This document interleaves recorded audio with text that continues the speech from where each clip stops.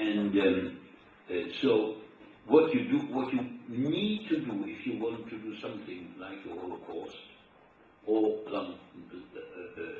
like planned mass displacement of Palestinians, you must start with this dehumanization. And I recommend to you to look up on the internet, I just can't find it now, the speech Professor Nurit Pellet is her second name, Pellet, she's the daughter of a very famous early Israeli general.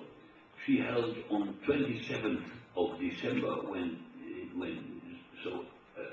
a year after the last assault on Gaza, she had a speech about how far and how deep this premeditated discrimination and dehumanization goes. And that is one point. It's necessary to prepare the population of a country with a minimum of civilization and culture for things to come. And what does this entail? For instance, different laws for Jews and Aryans. And try to remember this list because it comes back when we talk about what the Israelis do. Different laws for Jews and Aryans. Arrestation without warrant. In German, in my youth, it was the notorious Schutzhaft, that was the word. Systematic indoctrination through propaganda, through books, comparisons with insects, bacteria, cancer, etc. You heard Haida talk about cockroaches, and Moshe Ya'alon once, a few years ago, the then time chief of general staff of Israel, talked about the Palestinians are a cancer. So these type of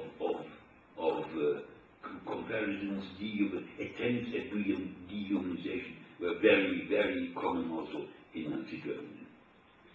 And don't forget that the real mass murder camps were on purpose very far away from the German population. There were concentration camps from the first day on nearly in Nazi Germany, but they were primarily for political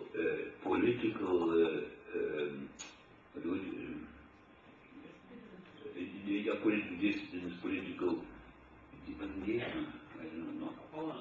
opponents, yes, that's right.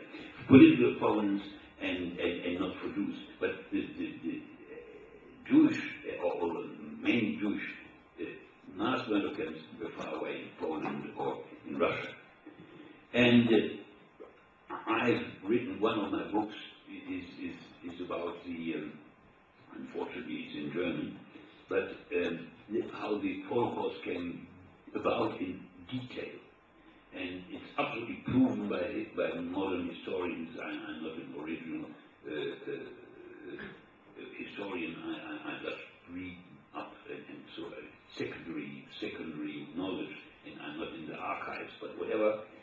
It's absolutely certain that until the end of 1941, there were only plans for deportation, not for mass murder. The deportation might have led to mass murder in the long run, but the plans were there first to send all the Jews to Madagascar, because Madagascar was French, and as Hitler had won from the French, he could easily go to Madagascar, but the British fleet prevented that, and then they planned to send them to the ex-Gulag in Siberia, but that was impossible by the Red Army. So, and during the early Hitler years, so until the war, every month a new measure was taken in order to limit the possibilities for Jews to earn money, etc. But so ever more professions were made impossible, and there was in the end, that's why I went to Holland. There was no access to education anymore, or hardly any, and I consider no access to education as life-threatening. Well, and So now what is the case in Israel, or in the occupied areas? Different laws for Jews and Palestinians. Detention without warrant. There it's not called Schutzhaft, but administrative detention.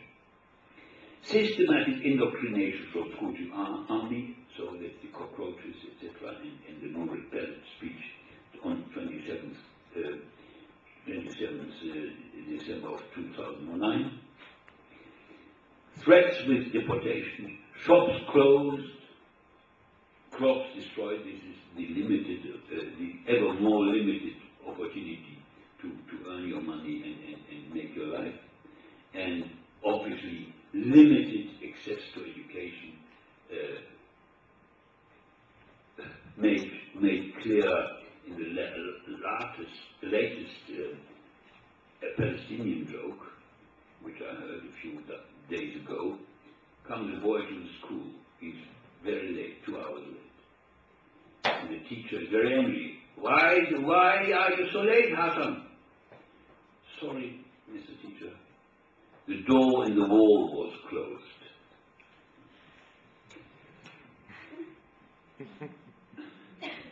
The final conclusion of my talk is modern Enlightenment Judaism has developed in 19th and early 20th century after Moses Mendelssohn in Germany and spread over mid-Europe and the US and also some to Great Britain, is humanist and universal. Political Zionism is the absolute opposite to this Judaism. It is nationalistic, exclusive, colonialistic, racist. So therefore, you should support the Palestinians in Ireland. Thank you.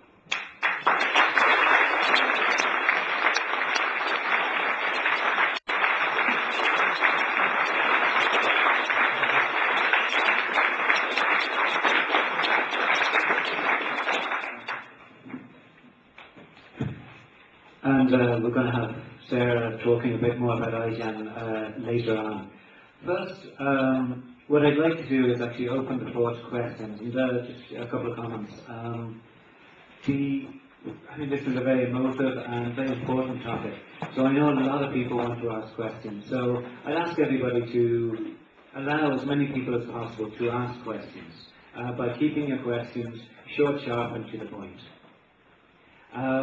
What we're going to do is we're going to take groups of 3 questions and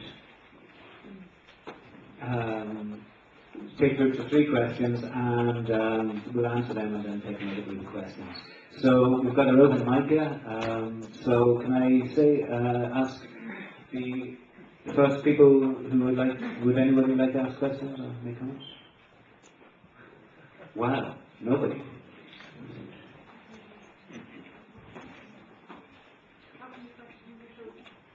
Sorry? Anybody like to ask any questions? Okay, we have chance. 1, 2, 3. Go. Keep the hands well up. Okay, keep your hands well up, yeah.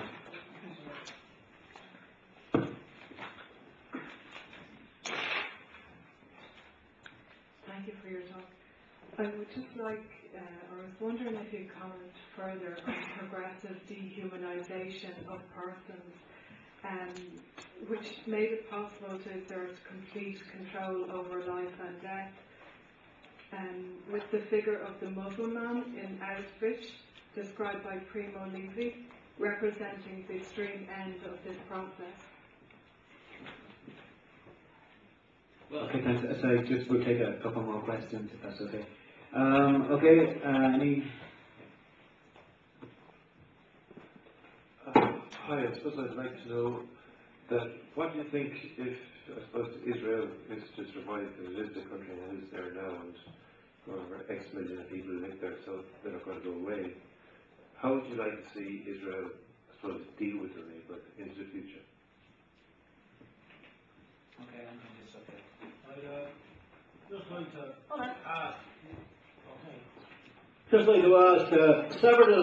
So I'm old enough to remember the 1967 war. I'd like to know any